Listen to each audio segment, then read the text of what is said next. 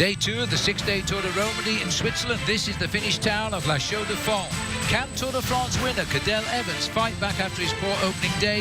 Or will the world's fastest finisher Mark Cavendish spoil the party? Find out next. The 66th Tour of Romandie opened in Lausanne, Switzerland yesterday beneath heavy skies. Early starter Geraint Thomas of Team Sky conquered the short time trial at a near record speed, and it was in dry conditions. The favourites Bradley Wiggins and defending champion Cadel Evans, they came up short when the rain came down. With the weather conditions, it was played into my hands a bit, but you know, it was only really one corner anyway, so only so much time you can lose in one corner, really. So the man from South Wales in the UK is the one to beat as the Tour of Romandie rolls into the Swiss hills. It's stage 1, next on NBC Sports Network.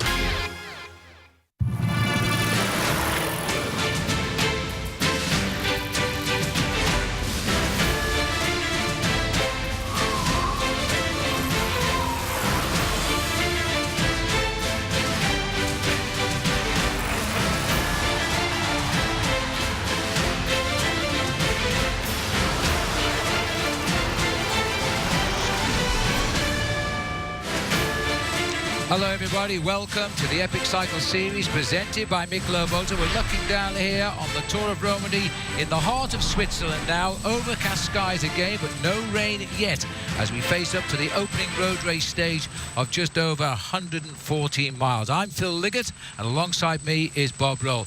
Now yesterday, Bob, Geraint Thomas won the prologue time trial, but he's openly said he's not the man for the Sky team, who placed 3 riders in the top 4. So what's going to happen today? Well, obviously Sky has come to rumble here in the Tour of Romandie. It looks to be a testing day for the attackers. The question is whether the sprinters can get over the climbs in the last hour of racing. All smiles for the new world track champion there of Melbourne just 3 weeks ago, Geraint Thomas. Let's have a look at the standings as they go out today. Thomas leads after his prologue victory by 5 seconds over Giacomo Nizzolo.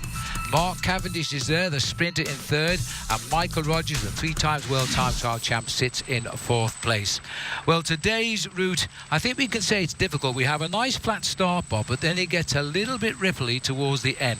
Ripply is an understatement. There's 2 Category 2s and a Category 3 climb before the finish to end the proceedings on today's stage. Generally flat to begin in the town of Morges.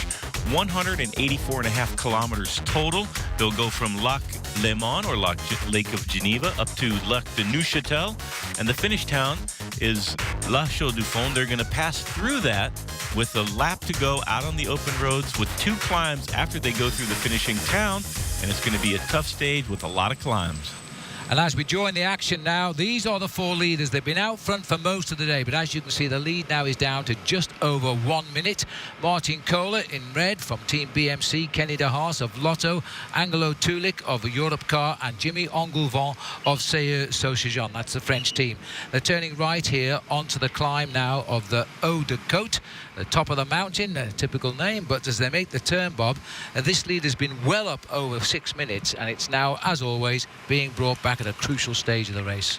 And being brought back by this very tough climb. The Haut de la Côte have climbed that many times in training and racing in the roads of Switzerland. That is the man in the BMC colors, red and black, at the back of the field. Martin Kohler, the Swiss rider in the breakaway. He's won the maximum points in the first Category 2 King of the Mountain, and they're trying to hold off a charging peloton now. We can see it's less than 1 minute of an advantage for the men in the front. Yes, not a good sign, is it really? Oh, we pull back here. You'll see the peloton slip underneath. Now, the peloton are on the climb to the left of our picture. It's still a very, very big pack as we look down from the helicopter. Now, Martin Kohler in that breakaway, he got the big climb earlier on and took 8 points there. If he could survive to the top of this climb, then he would be a clear first leader of the King of the Mountains.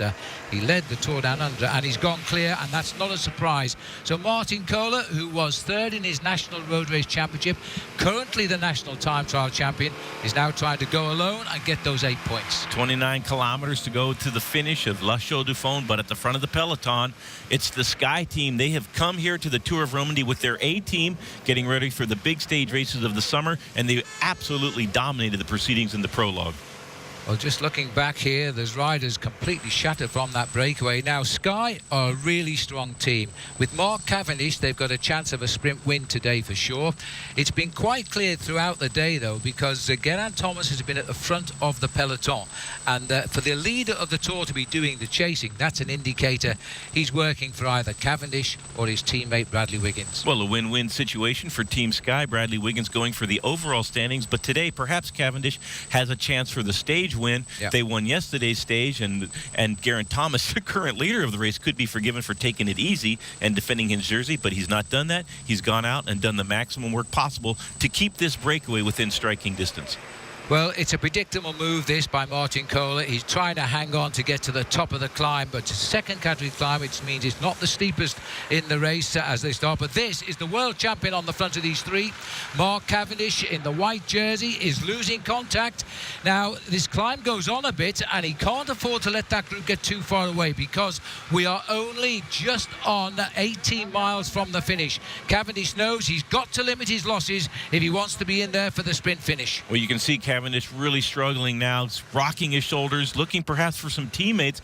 But Team Sky cannot send riders back to help Mark Cavendish if they want to defend the lead of not just Bradley Wiggins, but also Geraint Thomas at the moment. And Michael Rogers also on Team Sky. They are the riders at the sharp end of the classification. Now, because of his great time trial yesterday, Mark Cavendish is sitting third overall in this race, but already lost quite a lot of time here. There's other riders finding this hill a little bit surprising, I think, for a second category climb, which is the second most difficult ascent. The riders are splitting up like this. It must be a very fast tempo being set at the front of the peloton. Most certainly very fast, and perhaps doing some of that work is Maciej Peterski, the man in the middle of this breakaway in the green and blue of the Liquigas Cannondale squad. A good rider in the climbs, finished 69th in his only Grand Tour debut. That was the Tour de France last year. So Peterski, the Polish rider, now just off the front of the peloton, chasing this man in black and red, Martin Kohler of Team BMC. Yes, concentration here. He had a very good race in Australia in the month of January. He led the Tour Down Under, lost it and won it back the next day. And he hasn't done much since then, quite honestly. But today, he's looking very strong indeed. And don't forget, he is a Swiss rider racing on home ground. He wants to show himself here. That's the rest of the breakaway he's trying to lead. But look at that now. The whole field are right behind them on the climb. He's not going to make the top. I don't think he'll make the top. There's still a few kilometers to go left on this climb, and he's starting to get swept up by the peloton. They are charging there hard under the escort of the Sky team. A little bit of a group here trying to get established on this climb here up to the very tough Haute de la Côte. This is pressure time now, and there's a real tempo being driven by Team Sky. Well, the irony is the pressure by Team Sky at the front is getting rid of the world champion sprinter Mark Cavendish at the back. No rest for the wicked Mark Cavendish. His teammates are on the front doing the work, and he's been dropped off the back of the peloton. Those are some hard days for the sprinters. This is Martin Kohler. He's realised he's not going to see the top here as he falls back to the field. But somebody was coming up to his shoulder pretty quickly there. They've got away from the front of the pack. Good tempo riding being done, so they know they've caught the breakaway. They know they're only 18 miles or so from the finish, and it's chance now for a reshuffle. This looks like the Seychelles rider here, Fabrice Jondebos, who is making a move. Rode his first Tour de France last year and finished 123rd. He's on the way. He's trying to snatch the points at the top. He's not a marked man. He might have a chance here at 28 kilometres, 18 miles to go. There is the yellow jersey of Geraint Thomas, and he is also under pressure now. But he did say, you know, that he wouldn't win the race today. He was going to be a perfect teammate. He's our Road ID athlete profile today, and there's a little bit of information on him. 25 years of age. In the Melbourne, the World Championships 3 weeks ago, he became a world champion again as well, and a silver medalist as well on the track there. So it looks as though it is all over for the race leader. There is now a vacancy for who is going to be the next leader of the Tour of Romandie. We'll take a break.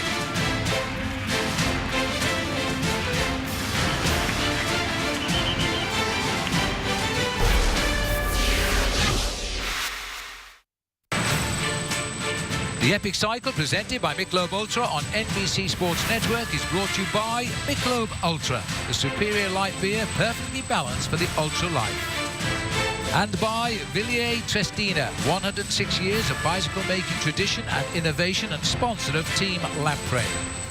And by Competitive Cyclist. For 20% off cycling apparel and accessories, visit competitivecyclist.com/classics and use promo code PRTF20. Well, we're on the big climb of the day here now, about 18 miles, I mean, a little bit less now, 17 miles to go. This is the lead as he approaches the 1 kilometre to climb on the Haute de Côte. And this is Fabrice Jean-de-Beauce, and he's doing a very good ride because the peloton, I don't think they'll know too much about this man. He's a new professional, only one Tour de France in his experience, but for Sauer, it's a small French team, and to be able to finish that is a very impressive result for Jean-de-Beauce. Going for the King of the Mountain points. He's got one climb here, a Category 2, and there's a Category 3 before the finish line, so if he can get some more points on that, assuming he wins this one, he will have the King of the Mountain jersey at the end of the day. But the peloton chasing hard now. Looks like the Astana team is on the front, and what a spring campaign they've had. Once the Classics came to the Ardennes, into the hills, Astana won 2 out of 3 of those, winning Amstel, and of course Maxime Iglinski recently won Liège-Bastogne-Liège just on Sunday. Now, just looking at the front of that pack, a lot of those riders were still Team Sky there, and I saw the green jersey of Michael Rogers. Now, he is on Team Sky, and he wears the green jersey. It's on loan, the points competition after yesterday's prologue time trial. So watch out. Now, this looks to me as though it is Thomas Roediger coming across for Radio Shack. He's a former winner of the Tour of Austria back in 2008, and he's one of the survivors, if you like, from the Leopard Trek team when it merged with Radio Shack at the start of this season. He's trying to reach it. Austrian rider, Rohrager, got one stage win in the Grand Tours in the team time trial last year at the Vuelta when Leopard Trek made a big come through there. I'm not sure if you count that on your personal Palmares as a win, but if it was me, I would count it for sure. Absolutely. Sorry, a little bit about the picture breakup there, but the live pictures as we now go back here. And that, believe it or not, Bob, was the top of the climb. It's not quite the grandiose results of a climb in the Tour de France, but that line on the road means that Fabrice Jean-de-Beauce has got the 8 points there and could well be pulling on the leader's jersey in the King of the Mountains when he gets to the finish. Judging by his face as he went through camera, he's not going to wait. He's not waiting. He's going to cross this flat here on the top of this climb, a valley up to La Chaux-du-Fonds from the lakes of Lac de Neuchâtel. And this is a tricky part of the race. They're going to have a little bit of a descent before the last Category 3, but look at this line of riders in the peloton. This is going to reduce the chances of the sprinters dramatically. They're not regrouping at all at the moment. They're getting right there in line. That's an attack by Hagedal. They just picked up Rohrager there as he's gone back in the bunch. Hagedal has gone forward here. Now, he is the declared leader of the Garmin Barracuda team for the upcoming Giro d'Italia, where he really believes he can win that Grand Tour in Italy, and he wants to find his legs in this event. Now, this is not a happy sight, because looking at this, Mark Cavendish is still on the climb, the world champion, and looking at the summit and looking as though he has said it's game over because the field has left him behind. So there's going to be no magic sprint from Mark today. Well, only 14 miles of racing, 25 kilometers. Cavendish will not see the bike race at the front again. He'll just noodle into the finish, get the time cut, and hope for better things in the days to come. Well, he's losing quite a few minutes by the look of it here because he's coming up on one of another riders who's been dropped there, but we'll go back up to the leader. We'll go back up to the leader for a few seconds because the peloton, driven by Team BMC, have closed it right down. Now, let's have a look at the size of this bunch because obviously it's not the whole race now. A lot of riders are left behind. Cadel Evans looking good, trying to take on food at a late stage, 15 miles to go. Winner of the Tour de France there, getting in as much as he can, as quick as he can, and right behind him, the British champion is Bradley Wiggins, who crashed out of the Tour last year with a broken collarbone.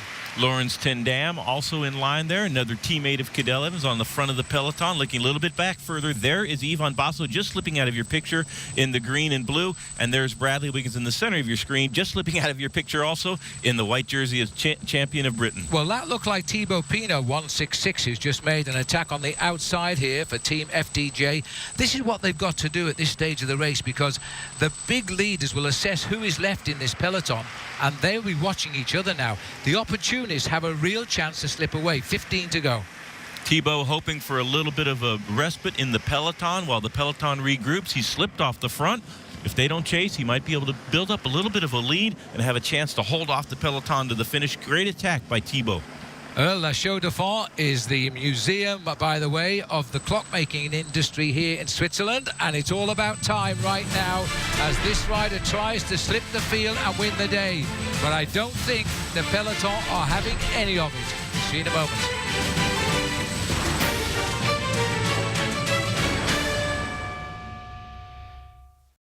Globe Ultra continues with stage 2 of the Tour Romandie. It's an uphill finish in Moutier. That's tomorrow at 5 Eastern on the NBC Sports network. Now, when we left you, there was an attack by Fabrice Jean-de-Bus, the Frenchman. Well, he was quickly brought back, and immediately, Bob, we've had an attack by the time trial champion of the Netherlands, and that is Stef Clement. I think we can see how that happened. Stef Clement trying to get a little bit of results here for Rabobank. It's been pretty sparse for the Rabobank squad. They haven't had a brilliant spring so far, but trying to reverse that. Stef Clement just off the front, and the peloton absolutely splintering behind Clement. But we're just on the 12.5 miles from the finish here. Now, Stef Clement, it must be reminded, has won the national time trial title in Holland in 4 years over the last few years. And he's a man, if he's let loose on his own, is going to be very difficult to catch. But look at the reaction behind. He passes through the sprint point there, gets a few points in the competition for the green jersey as the whole pack are now splitting up under pressure. You can see the accordion effect now in the front of the peloton and a group of riders going off the front. It was a very tough Category 2 climb at the top of this plateau. It flattened out, but it has not been any easier for the peloton, and it's really splintering at the moment.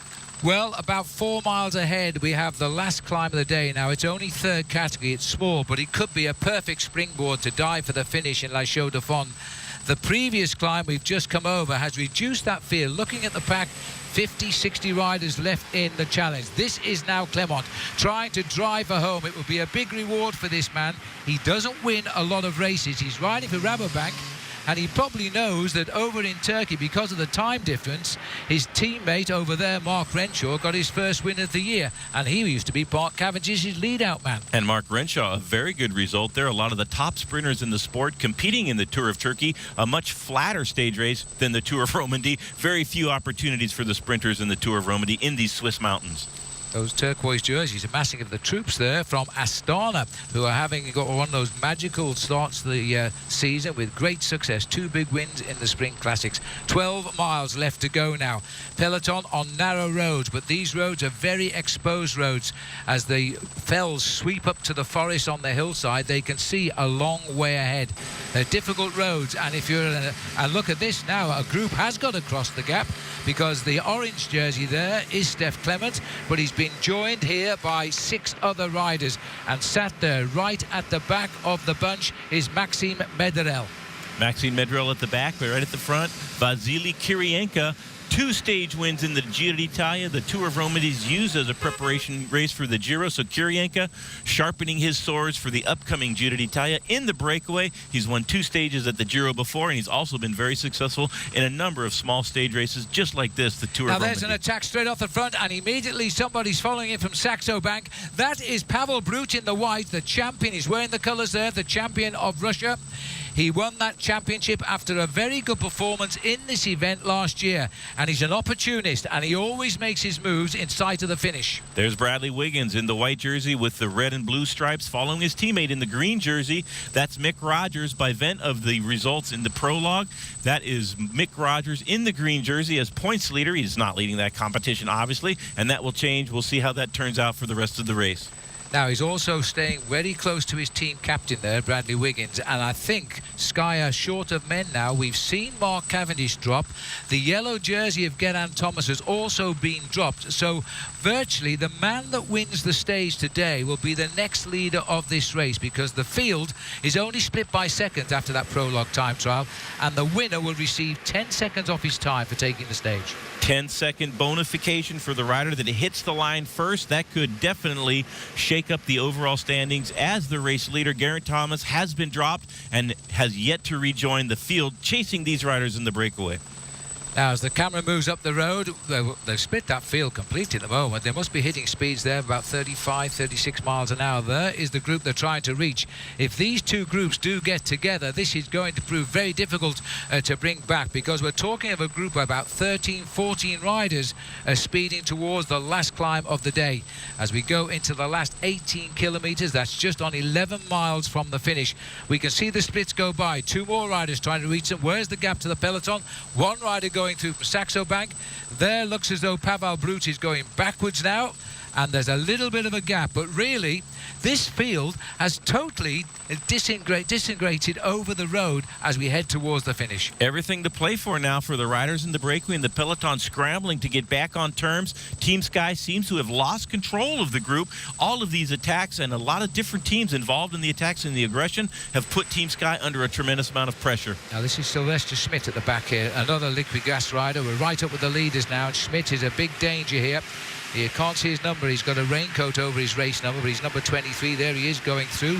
This is Steph Clement, the man that started all the action today, and quite a nice little mix. The rider going through into the lead at the moment in the blue there, that is Kirienka. This is a strong breakaway because the Astana rider there is Seal Dryers, and he's a good sprinter as well. Kevin Seal Dryers has a great little kick at the end of these hard stages. Vasily Kirienka, 2 times a stage winner in the Giro d'Italia that starts just 6 days from the finish of this race, and he'll be honing his form here on the roads of the Tour Romandie for that. Another liquid gas rider from Poland there tried to cross. That'll be Bodnar trying to reach them now. These two groups could well be coming together here, and that is going to prove difficult for the race. This is Manuel Barro of Saxo Bank, just about hanging on to the back of this group is Saxo Bank's Manuel Boiro, and he's going across the gap. This is going to give us a leading group here of maybe 20 riders. The peloton will have to react to this because we are closing in on the last small climb of the day, and then it's a little bit of downhill before we arrive at the finishing line in La Chaux de Fonds. These boys are fighting for the next leader of the Tour of Romandie. See you in a moment. Next under, the Eyes Out IndyCar Series continues on the NBC Sports Network. Open wheel racing hits the streets of Brazil for the Sao Paulo Indy 300. Coverage will begin at 10:30 a.m. with IndyCar 36 featuring Ryan Hunter-Ray on the NBC Sports Network. As we gaze across briefly there at the beauty of Switzerland, we are now starting this third category climb, and this is Chris Anker Sorensen, who has come right to the front as well for Saxo Bank. Danish team, Danish rider. The stats on this climb here, pretty tough little climb. It's a category 3. It will lead the riders close to the finishing town, and already a lot of damage in the peloton, so the peloton totally strung out. This is rider Hejudal again having another little dig. Sooner or later, Bob, this week this man is going to win something because he is such an aggressive rider and has been at the end of the Spring Classics in Liège and Flèche, and now here in Romandie. Maybe today. Most certainly had a great spring campaign there in the Ardennes Classic, including Liège-Bastogne-Liège. He's looking forward to the stage race of the Giro d'Italia to come. And for the rider from the Garmin Barracuda squad from Canada, Reijer Heyerdahl, he's put all of his eggs in the Giro basket, and he's trying to show some form here in the Tour of Romandie. Well, I don't know what it is about the race today, and it's got to be down to the pure speed of the race. But when these riders get on these slopes, the peloton just cracks wide open. We're down. There's 159 riders started today. We have heard that Denny Menchov, the Russian, has abandoned, and he's gone from the race. And now we're looking at a very small peloton dicing out to try and decide the day of racing.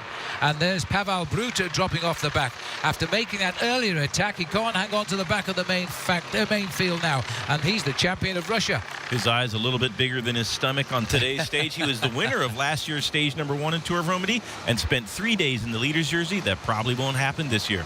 Absolute chaos at the back here. These riders are just grabbing at straws and trying to stay in the action as they come and they go. The Radio Shack rider who went back was Nelson Oliveira from Portugal. He's a very good climber normally. Normally he is a good climber, but it's been a very tough tempo throughout the day's proceedings. Team Sky have set a very tough tempo and closed down a very big gap on the breakaway to get this race all back together. This is Daniel Navarro who's having a little dig here. He's 47th overall. He's just about 15 seconds off the lead. He gets a 10-second win bonus if he wins. And remember, Geraint Thomas, the leader, is not in this group. He is now trailing, I would think, 3 or 4 minutes behind. So it really is the man that wins today gets the maillot jaune. Well, Danny Navarro's team manager, Bjarne Riis of the Saxo Bank squad, very critical of the team's efforts throughout the classics. Now they need some results. The pressure is really on the Saxo Bank riders, in the absence of their leader, Alberto Contador, to deliver some results. La Chaux-de-Fonds, it's also a great sporting town as well as being a major clock centre here in Switzerland. And that looks a rider from Sojourn who is starting to climb up the mountain now as he tries to pull away. You've got to hand it to that French team. They didn't get a wild card entry into this year's Tour de France, and they are quite bitter about that, aren't they? It's a very bitter moment for a French team not to be invited to the Tour de France. Only 4 spots open to wildcard teams in the Tour de France. 3 of those spots went to French teams, and the last spot to Argos Shimano, the continental team from the Netherlands. Well, we're looking down here as they cross the line. It is still the Navarro on the attack in those blue colours of Saxo Bank. This is the little chase group. Frenchman certainly down there on the French squad, and somebody is with him. We'll get in amongst it very quickly. Sky is still leading the chase over there, and that is the white jersey of the British champion in second place. We're up amongst the snow line now. Did you see that, Bob? A little bit of snow on the side of the road. Chaux-de-Fonds does have cross-country ski races during the wintertime, including a World Cup cross-country ski event year in and year out in the winter, of course. Now we're in the spring, but still some of the snow is still remaining on the sides of the road. This race finishes on Sunday in one of the most famous ski resorts in Switzerland, at Crans-Montana, so that'll be an interesting end to a full week of racing. As we now rejoin Daniel Navarro here, trying to snatch this race on the way down towards the finish in La Chaux-de-Fonds. Now, we haven't talked much about last year's winner of this race and the winner of the Tour de France, Cadel Evans. We have seen him, and he is in that group, so he may feel he's done enough to just go with the group today and wait for another day. Thought I might have saw the French rider Fabrice Jean de Bals from the Sauer team coming second in those King of the Mountain points. He won the Category 2 climb just previously to that, so he might be in the King of the Mountain jersey, depending on how everything shakes out at the end of today's stage, and that would be a fantastic result for a pretty modest French squad, the Sauer team. Now, there's the 2 riders chasing the leaders. It looks as though they might get across. Now, Vincenzo Nocentini is there. He's in second place. No, he's not. He's in the lead at the moment because he's on the French team AG2R. They always have the worst colours in the peloton. Those horrible brown shorts that they wear. And with him is Maxime Mederel of France. So there's 2 riders chasing. Are they going to get across? If they do get across, Nocentini is a very strong rider. Rinaldo Nocentini, the Italian on the French team, second on the mountain stage of the Criterium International. Just a few weeks ago, he lost that sprint to Pierrick Fedrigo from the FDJ squad, but what an exciting sprint it was. Yeah. Nocentini, a stage winner in the Amgen Tour of California a couple of years ago, and did spend 9 days in the yellow jersey of the Tour de France. This is a perfect situation for a breakaway specialist like Nocentini. A tough race where the peloton splits up in the finale, very opportunistic, and he's won all of his stages just exactly like this. Yes, he used to arrive at the finishing line every day in the Tour, can't believing he was still in the race lead. It was always inevitable he would lose, and he did, but what a lovely spell it was in that coveted colour. Now, we're on the way down here now. It's a sheer drop off to the left through the forest. That shouldn't happen, though, as Navarro start to go downhill.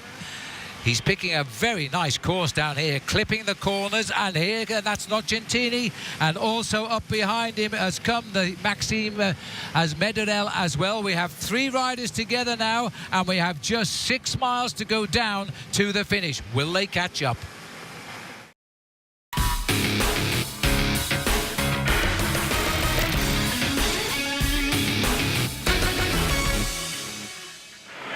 Welcome back, and the 3 leaders are just about still ahead, and they've got probably 10 minutes of racing to go down to the finishing line.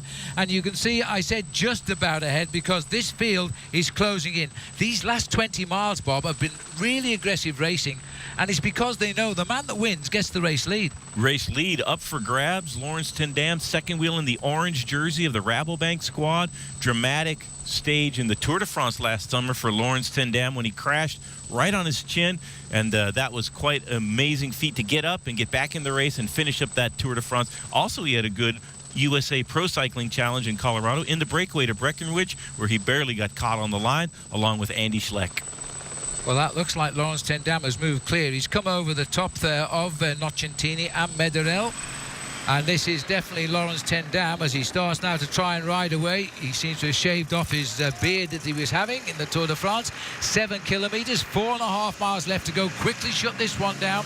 There's a lot of riders feel they have a chance now, and I'm not too sure whether we've got any good sprinters left in this group. It could be quite a strange finish. Well, any sprinter that was able to make it over those climbs and twisting descents, that would be incredible. And it's still not over with 7 kilometers to go, about 5 miles. A lot of attacking, not a lot of control in the peloton. Sky has controlled the proceedings throughout the day, but they're starting to lose a little bit of the impetus at the front of the peloton. Look at this. Wiggins is following the wheel here in the white, and number 1 is Cadel Evans, last year's winner. Well, I told you he was in there.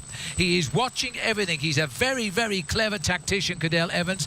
And again, Wiggins has sat up, so Cadel has sat up. A rider from Europe car is trying to reach the escapees. Could be Pierre Rolland, who winner of Alpe d'Huez stage in last year's Tour de France. Had a bit of a rough spring, but Pierre Rolland now coming around and having some good legs in Liège-Bastogne-Liège and following through with some good form here at the Tour of Romandie on stage number 1. Now, before this race started, we're looking at TJ Van Garderen with the black flashes on his red jersey here, the strong man from Montana, because at the start of this race, it was agreed with Team BMC that he would jointly lead the team with Cadel Evans. So he's making his move here now. We're not going to see a reaction from Cadel while he tries. Outskirts of La Chaux-de-Fonds, 6 kilometers, 3.5 miles before the finish line. We're inside of 10 minutes of racing, depending, of course, on the race profile. It says it's flat, but that looks like a little bit of a hill to me. It looks like a little bit of a hill to me as well, as you look back down to the village we've just passed through. That's not Pierre. It could be Pierre Rolland who's come up, but this is TJ Van Garderen for sure here. He's coming into a purple patch. He's got good form at the moment, TJ. He rode a brilliant Liège-Bastogne-Liège. He's willing to work and work hard too. He knows he could pull this field apart. This is Wiggins, Bradley Wiggins here, Olympic gold medalist on the track. And he's complaining because he can't get tickets to the London Olympic Games for his family. And he's hinting he may not take part. Well, let's hope that doesn't come to pass. Bradley Wiggins, won't, believe his me. hand on the hip of the Liquigas rider there, just announcing that he's coming to the front. Please give me a little bit of room so I don't have to go out into the dirt here. This is a very competitive finale. Everything to play for. Stage win and the time bonus would give presumably any rider in this group enough time to get the race leader's jersey. Under the freeway here, racing in to La Chaux-de-Fonds. Bob Rowe used to base here, he was telling me, when he was a racing cyclist. A very, very beautiful town here in Switzerland. This is Pierre Rolland now, the Europe car rider, the winner of a stage of the Tour de France at the Mecca at Alpe d'Huez last year. He's trying to reach these 2 riders up here. And this is Gianpaolo Caruso in the red and Rui Costa of Movistar, who's also won a stage of the Tour de France. They had a very thrilling stage win in the Tour de France when he was in the breakaway with none other than TJ Van Garderen. Rui Costa was able to hold off the field.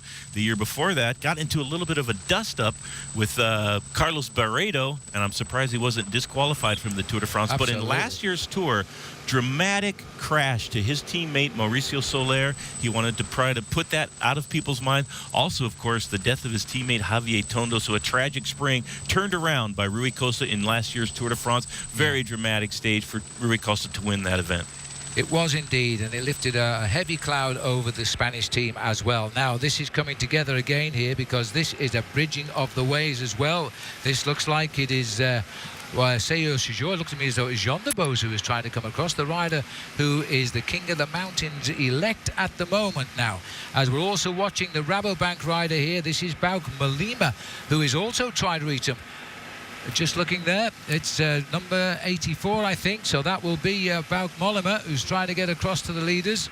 Oh, was that 82, Bob? The old eyes are not what they used to be, you know. That is Luis Leon Sanchez if it's 82. Didn't look like his style. 4 kilometres, 2.5 miles to go, and there's still no signs of this being a bunch sprint. Rui Costa in the front there with Gianpaolo Caruso. Caruso able to do the Giro d'Italia the year before last because he was invited onto the Katusha team off of the Flaminia Ceramica squad that was not asked to do the Giro. So Gianpaolo Caruso, he loves the Giro d'Italia, and he's doing everything he can in the Tour Tour of Romandie here today to get ready for that big stage race, the Grand Tour in his home country of Italy. Look at this effort by TJ Van Garderen. They're not going to let anything get away. He's closing down here as they whip round that traffic roundabout.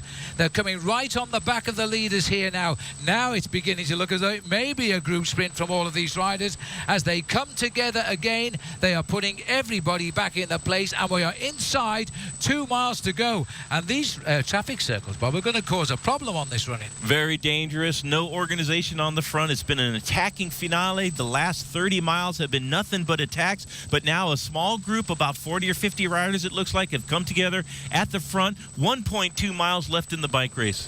Well, we'll soon be looking for the kite in the sky, signalling the last half a mile to the finish, the kilometre banner, as the field now reshuffle. Now, as far as I have seen, there is no pure sprinter left in this front group. The field is about 50 or 60 riders only of the 159 who started the day. So this could be a most entertaining finish, or will it be a sprint finish? Because that is another attack that's gone off the front. Movistar going back on the attack there. Madrazo off the front. That's a great move here. 2 kilometers to go, just over a mile. But look at that, Bradley Wiggins on his wheel. Well, Wiggins has come right across, so this is an amazing situation. Wiggins has a lot of speed in those legs. He lost 9 seconds to his teammate in the time trial yesterday. That was Geraint Thomas, who is no longer here. And another attack has gone straight off the front, and this is Angel Madrazo this time, as he puts his head. And look at the team of Rabobank as they try to drive it home. 3 men in the front of the peloton in the orange jerseys and blue shorts of Rabobank. And Bradley Wiggins right on their wheel, but Rabobank seems to have the numbers, the superior numbers here for the finale, closing in on 1 kilometer or about 1,000 yards to go in the bike race. Well, we're looking for the kilometre marker now. And remember, the winner today will surely pull on the yellow jersey. We have those 3-time bonuses, 10 seconds, 6 and 4 off the time of the first 3 over the line. What is surprising, this is not a routine sprint finish. There's the kilometre, Bob, going under the banner now. This is not a routine finish because these are the big men of this week's Tour. Well, no team has their full complement of riders left in the peloton. Very small group, very select. Bradley Wiggins in the white jersey, right in the middle of your screen, following 2 Rabobank riders. Lawrence Ten Dam, he's done a lot of work in the last couple of kilometers, trying to do a lead out for his teammate to get the stage win. Well, there's a rush here up on the outside by the Liquigas lime green riders. Somebody got chopped out. That was Michael Rogers, pushed to the right of the screen there. And now they're trying to dodge wheels. 2 Liquigas riders. One is Petersky, I think, who has got his go. Wiggins is in 3rd place. Van Garderen is in 4th. They could be the 2 men to profit most by the finish because they are riders for the long term going down to Crans-Montana. And Wiggins has gone from the front here. Now, this is something you very rarely see. The man who won Paris-Nice overall has gone to the front. He is being challenged by Tilalongo as they go shoulder to shoulder. Tilalongo on the right. Wiggins is holding him, and Wiggins, in the absence of his teammate Mark Cavendish, has taken it on the line. That is a huge result for the champion of Great Britain. He gets the bonus and he gets the race leader's yellow jersey. We've never seen Bradley Wiggins sprint like that before in his career. That was a great stage win, a double kick. He went from a long way out. He's very pleased with that. You can tell with the fist pump. Went from a long way out, looked down, the rider started to swarm, and he kicked again. What a great stage win by Bradley Wiggins. Well, that is Paolo Tilalongo there, shaking his head and can't believe that Bradley Wiggins, who we note as a climber and a time trialist, has just gone and delivered an incredible sprint finish here on the opening road race stage of the Tour of Romandie. I think it was Leo Vester in 2nd place. Now, if it was, Bob, that's the copy of the result in Paris-Nice overall in March. First Wiggins, 2nd left Westra. There you go, Louis Westra 2nd on the stage. TJ Van Garderen, they're the man in the red and black. He got 4th on the stage. A great ride by the young man from the United States. Here is the following group coming in. These riders were dropped, including J.J. Cobo, winner of the Vuelta in the dark blue jersey there. He will lose a lot of time on today's stage. Well, look at the clock there. A minute has ticked by since the crossing of the line of Bradley Wiggins and a bunch of 40 or 50 riders, I think. That was an incredible. So have a look at this, Bob, and just see how well Bradley Wiggins sprints here. Mark Cavendish will be proud of him. Mark Cavendish would definitely be proud of this. This is about 500 meters from the finish line. Louis Westra on his wheel.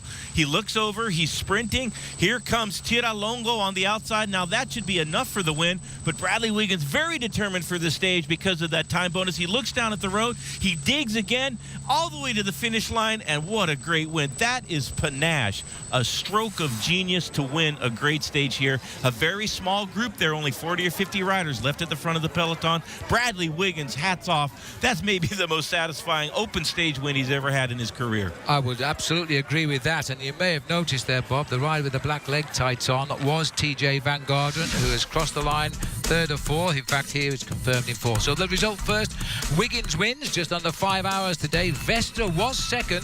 That's the 1-2 result of Paris-Nice in March this year. Palatilrongo, TJ Van Garderen was in fourth place. Looking further down, Ryder Hejjedal, same time, remember, they do miss out on the bonuses. He is in ninth place, and Peter Wiening is crossing the line, completing there the top 10. And we'll see Bradley Wiggins after the break. We'll interview him, and he'll be on the podium. The Epic Cycle, presented by Michelob Ultra on NBC Sports Network, is brought to you by Michelob Ultra, the superior light beer perfectly balanced for the ultra life. And by Strava, track your rides and compete against friends, locals and pros. Go to strava.com to get started. And by Competitive Cyclist, for 20% off cycling apparel and accessories, visit competitivecyclist.com/classics and use the promo code PRTF20. Well, we have seen an amazing sprint finish today here in Switzerland in the Tour Romandie, and Bradley Wiggins, we never talk about him as a sprinter, has wiped out the big peloton on the line. The British champion here now receiving the winner's prize. He'll also be getting a leader's yellow jersey when we go out onto the second stage of the Tour Romandie tomorrow. Well, that was an amazing result for him, and it's his fourth victory of the season as well. Remember, he's won Paris-Nice, and now he's set third to try and win here this race, the Tour of Romandie. All right, well, Bradley Wiggins is, of course, our Michelob Ultra Ride of the Day. You got to hand it to Bradley Wiggins for the ride of the day. Incredible sprint here. He ran out of teammates, no lead out. This is a great result. He went way early, went again, and was able to hold off a charging field. Second place, Louis Westra, who also was second in Paris-Nice earlier this year. But for Bradley Wiggins, the leadership of Team Sky is becoming more and more clear for the Tour de France. An emphatic stage win on stage number 1 of the Tour Romandie. Well, let's hear from him right now. Bradley, very strong yesterday, and today the win. It's almost the perfect start for this Tour de Romandie for you. Yeah. I mean, I had it on me today. You know, I was had a lot of adrenaline that final after I punctured 25k to go. And the boys, you know, did a fantastic job all day. And even when I punctured, they dropped back for me. And, you know, and then in the final, I was kind of on my own, marshalling everything. And I just wanted to pay them back, you know, for today because, you know, they were incredible. So I've got them to thank. And it was just really nice to be able to finish it off like that in the finish. So I went a bit early and had to sit down and rest for a little bit and then win again. But, yeah, it was good to get the win. You won already Paris-Nice this year. You are really strong right now here. It's hard to hide your probably expectation and goals here. I mean, at the end, you want the win. Yeah, I want to win Romandie, that's for sure, you know. So I'll take what I can every day, and yeah, it's just, as I say, it's nice to get the win because obviously I only really ever win time trials, so to win a sprint like that was really nice. One last word, Tour de France, you have a revenge to take. Yeah, apparently so, yeah, so everyone keeps telling me, but let's just get this one out of the way first. Yeah. Thanks a lot and congratulations. A puncture as well on the running, which we never saw on television, Bob. It's an amazing result for him. To imagine he punctured with about 14 miles to go when the whole peloton was blowing to pieces. Team Sky didn't have any teammates in the finale to lead Bradley Wiggins out. Now we know why. He had a flat tire. He had to work to get him back into contention. Unbelievable stage win for Bradley Wiggins. He is on great form. The form of his life. 2012 has been a great season so far for the leader of the Sky team after a really disappointing Tour de France when he crashed out last year with a broken collarbone. Nice to see him smiling. In fact, no British rider has ever won the Tour of Romandie. Robert Miller has finished second in this race, but nobody has ever actually won it. And so he'll take great pleasure at winning a sprint finish. I'd love to be at the dinner table tonight when he talks with Mark Cavendish, who, by the way, lost 11 minutes today on the run-in. There's the result of the stage, though. Wiggins gets it ahead of Michael. This is the overall now. Michael Rogers moves up into second from fourth. Boak Mollema gets into third. Look at that, though. Andro Talansky comes up. He also gets the white jersey as best young rider. Wilco Kelderman will rival him for that. In sixth place, Zabriskie is up there in seventh. All these riders made the split today and paying attention. TJ Van Garderen there in 16th place. Overall, this, remember, only 15 seconds off yellow. Cadel Evans, the defending champion, he's 21 seconds back. Danny Pate a little bit down today. This is the young American, Andrew Talansky, putting on the white jersey as best young rider. He's had a bit of an up and down spring, but he's in 5th place in the overall standings. And on the Ascension, very pleased, Andrew Talansky, and that is a good ride so far. He might have a chance to win this bike race at the end of the week. Absolutely, and why not? And don't forget, continue with us now. The coverage of the Tour Romandie will continue. The Epic Cycle Series presented by Miklok Ultra. It is tomorrow at 5 Eastern, our usual time. It's also an uphill finish into Moutier. And don't forget, for our full cycling schedule, log on to NBC Sports.